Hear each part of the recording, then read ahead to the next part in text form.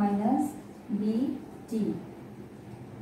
এখানে Y common নিলে আমাদের থাকবে 1 মাইনাস বি।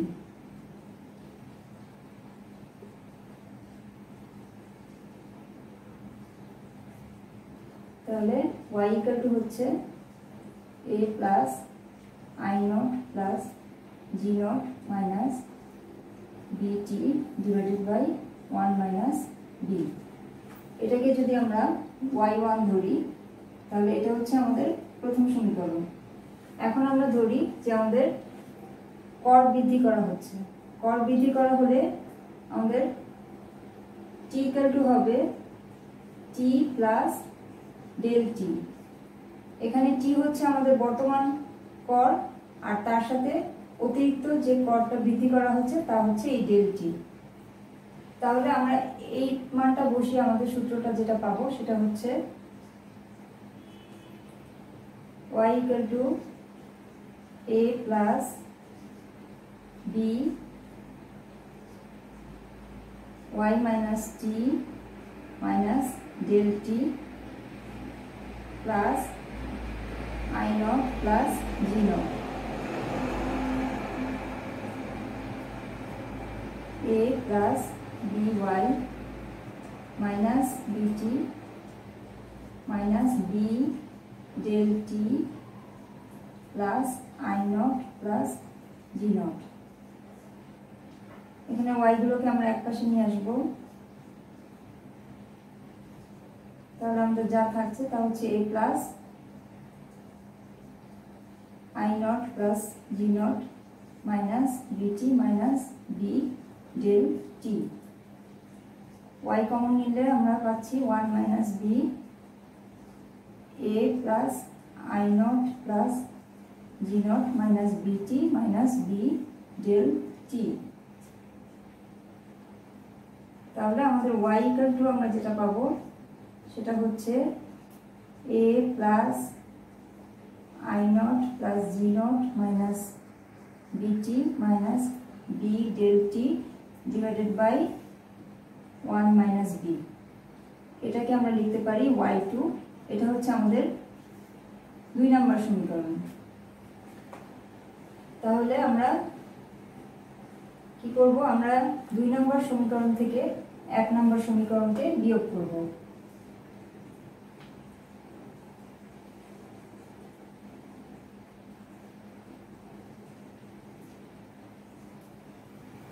এক নং সমীকরণ বিয়োগ করে পাই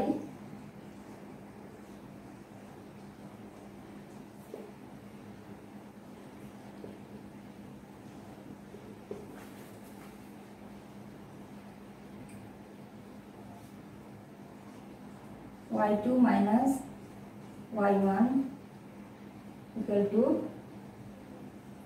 a plus I naught plus g naught minus bt minus b del t divided by 1 minus b।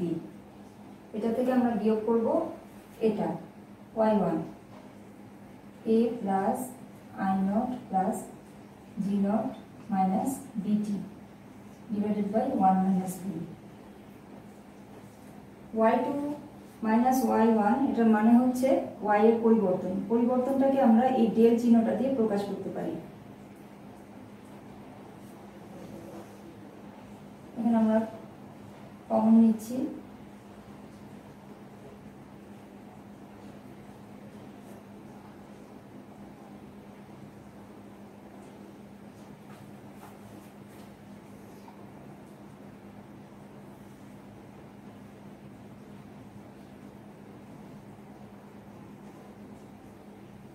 তাহলে এখানে আমার এ এ কাটা চলে যাচ্ছে, আই নট কাটা চলে যাচ্ছে, জি নট কাটা চলে যাচ্ছে, বিটি কাটা চলে যাচ্ছে। তাহলে আমার ডেল টি ইকুয়াল টু হচ্ছে minus B del T divided by 1 minus B. এখন আমরা কি করব? আমরা সমীকরণের সাথে উভয় পাশকে ডেল টি দিয়ে ভাগ করব। তাহলে আমরা যেটা পাবো সেটা হচ্ছে মাইনাস বি 1 মাইনাস বি। এটাই হচ্ছে আমাদের কর গুণক। অর্থাৎ কর গুণককে আমরা del y divided by del t বা minus b divided by 1 minus b দিয়েও প্রকাশ করতে পারি। এখানে যদি তোমরা একটু খেয়াল করো যে বি এর সাথে কর গুণকের একটা সম্পর্ক রয়েছে। বি এর মান যত বাড়বে কর গুণকের মানও তত বাড়বে, আবার বি এর মান যত কমবে কর গুণকের মানও ততটাই কমবে। অর্থাৎ এখানে একটা সমমুখী সম্পর্ক।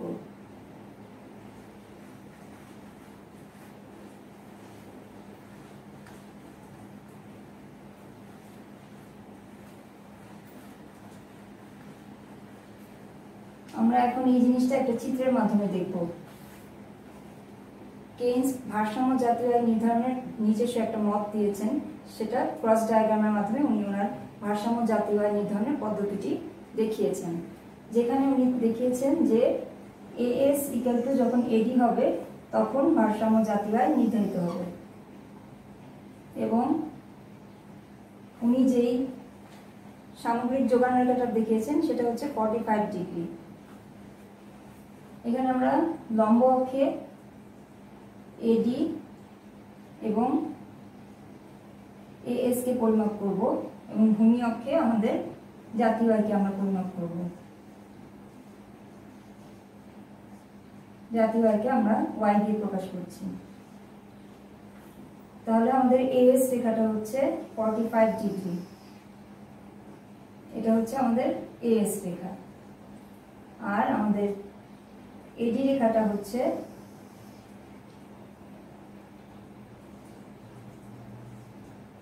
মূল বিন্দু থেকে খানিকটা উপরে, কারণ এখানে আমরা জানি যে আমাদের স্বয়ংভূত বিনিয়োগ আছে, স্বয়ংভূত ভোগ আছে এবং সরকারের ব্যয় আছে।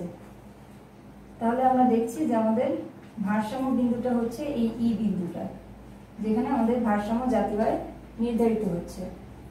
আমরা জানি যে ভারসাম্য জাতীয় আয় যখন ভারসাম্য জাতীয় আয়ের সাথে করের একটা সম্পর্ক আছে। যখন কর বৃদ্ধি করা হয় তখন ভারসাম্য জাতীয় আয়টা কমে যায়। তাহলে আমরা যদি দেখি যে ভারসাম্য জাতীয় আয় যদি আরোপ করা হয় তাহলে আমাদের কি হবে, আমাদের এই এডি রেখাটা নিচের দিকে শিফট করবে।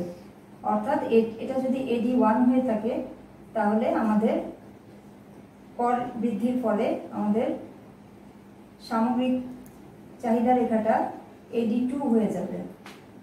তাহলে এটা হচ্ছে আমাদের ভারসাম্য আয় যেটা প্রথমে ছিল y1 এবং কর বৃদ্ধির পরে আমাদের ভারসাম্য জাতীয় আয়টা কমে যাচ্ছে, যেটা হয়ে যাচ্ছে y2। এখন দেখো এটা হচ্ছে আমার ডেল টি অর্থাৎ করের পরিবর্তন, আর এই অংশটা হচ্ছে আমার ডেল ওয়াই যেটা ভারসাম্য জাতীয় আয়ের পরিবর্তন। আবার ঠিক একইভাবে আমরা যদি চিন্তা করি যে কর যদি হ্রাস করা হয় তাহলে কি হবে, যদি ধরি যে এটা হচ্ছে আমার প্রথম ভারসাম্য জাতীয় আয়, তাহলে কর হ্রাস করলে আমার সামগ্রিক চাহিদা রেখাটা উপরের দিকে শিফট করবে। অর্থাৎ প্রথমে যদি আমার এডি রেখা থাকে এটা এডি 1, কর হ্রাস করলে আমার রেখাটা উপরের দিকে শিফট করে হয়ে যাবে এডি 2, অর্থাৎ ঠিক বিপরীত। এর আগে আমরা যে চিত্রটা দেখেছিলাম তার জাস্ট বিপরীত হবে। তাহলে দেখা যাচ্ছে যে আমার এইটুকু হচ্ছে আমার কর আর এইটুকু হচ্ছে আমার জাতীয় আয়ের পরিবর্তন। এখানে যদি দেখো একটু খেয়াল করলে যে এইটুকুর চেয়ে এই গ্যাপটা কিন্তু বেশি, অর্থাৎ কর যেটুকু বাড়ানো হবে ভারসাম্য জাতীয় আয় তার চেয়ে বেশি বাড়বে, বেশি কমবে। এটাই হচ্ছে আমাদের কর গুণক থেকে আমরা যেটা পেয়েছি যে ভারসাম্য জাতীয় আয়ের পরিবর্তনটা হবে বেশি, কর পরিবর্তনের হারের চেয়ে ভারসাম্য জাতীয় আয়ের পরিবর্তনটা হবে বেশি। তো এই পর্যন্তই আজকে আমরা শিখলাম যে আমরা দেখলাম যে কর গুণক কিভাবে কি বা কর গুণক থেকে কিভাবে আমরা ডেরিভেশনটা সেটা দেখলাম। আশা করি তোমরা সবাই বুঝতে পেরেছো। এতক্ষণ আমাকে সময় দেওয়ার জন্য তোমাদেরকে আন্তরিক ধন্যবাদ। আগামী ক্লাসে আবারও তোমাদের সাথে দেখা হবে। সেই পর্যন্ত সবাই ভালো থাকো। ধন্যবাদ সবাইকে।